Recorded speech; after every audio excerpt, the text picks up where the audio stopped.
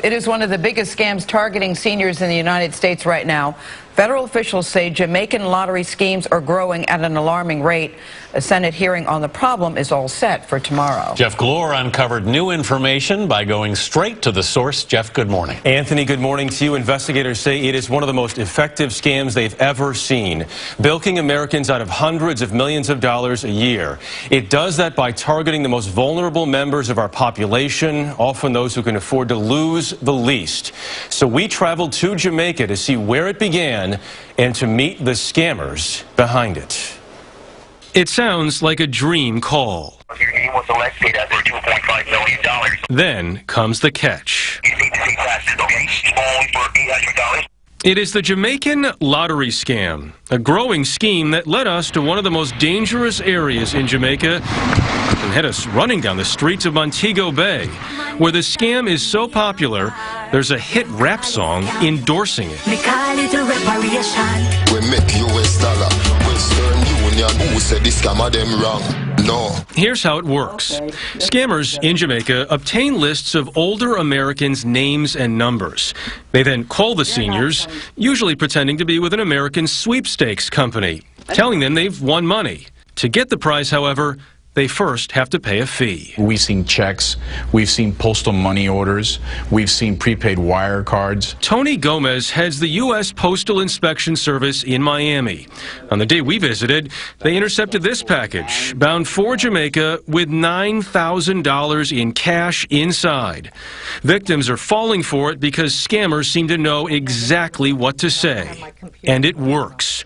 Complaints from across the country to the Federal Trade Commission about this scam jumped from 1,800 in 2007 to almost 30,000 in 2012. Far more go unreported. In Maryland, we met 79-year-old Dorothy, who last year was struggling to pay her family's hospital bills when she received a call. $8-point-something million, plus I don't know how much in cash. What made you believe them? Maybe I wanted down deep to prove to my family that I could do something for them. I could help them. And it just sounds so convincing. Over 7 months, Dorothy was scammed out of $30,000. Doug Shadell with the AARP says the scam often starts with charm, but can turn threatening. They're relentless. They will call 50 times a day, 300 times a week until you give in. And the thing that's most worrisome to me is these are the most vulnerable people we have. They're 75 to 80-year-old seniors who are scared to death by these guys. Just listen to these voicemails Dorothy received.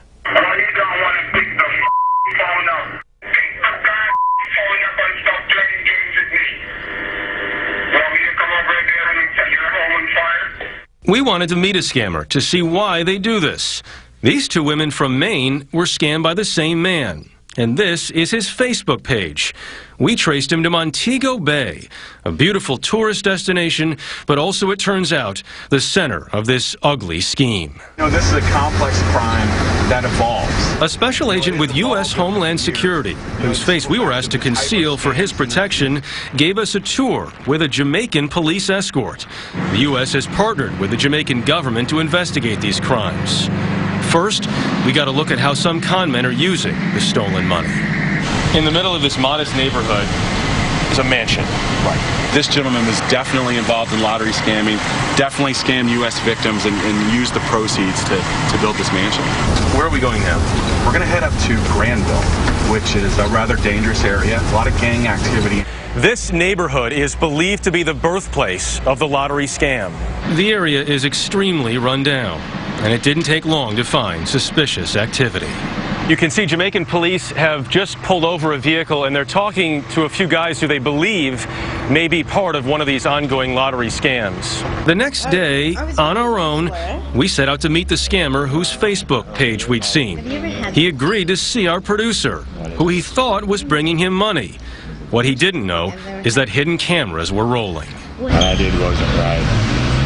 It's taken from people who's in need like I am. For example, I'm in a situation where I'm in a deep hole. Maybe they're in the same situation that they can get a hold of the cash, which they can borrow. He seemed to be excusing his actions by saying Americans have money. but he claimed he was no longer involved. That's when we walked up.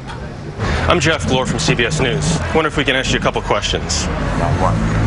About the lottery scam. Right? The lottery scam. Go ahead. How long are you part of it for? About a week. A week? And you're just on a television. Sir, we just wanted to ask you a couple quick questions. Why are you following me? Stop following me. What is this? What is this? We just wanted to get a couple answers. What is this? That's all. With that, he ran away.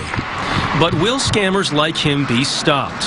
The head of Jamaica's major organized crime and anti-corruption task force, Carl Williams, told us they're trying. I am not going to tell you that we will get rid of every single one, but we will bring this problem under control. Until it is, we are likely to see many more Americans like Dorothy, drained both financially and emotionally. I don't want nobody else hurt. He had guts enough to steal money from me, and I was foolish enough to do it. I pray that someday God will forgive me. A congressional hearing on this issue is scheduled for tomorrow. Lawmakers will hear from victims, federal agents, and local police trying to stop the problem. Also, by the end of this month, new legislation should be on the books in Jamaica, making the crimes easier to prosecute. It reminds me of what you're always told as a kid: if something is too good to be true, it probably is. But you feel for that woman when you see, I'm just trying to help my family. And you have to be reminded of that. So if you can talk to either grandparents or parents or whatever else, remind them. That's basically what investigators say. Let them know. Right. Don't wire money to anyone you don't know. Just hang up when they call. Just hang up. Jeff Glor, thanks, Jeff. Sure, guys.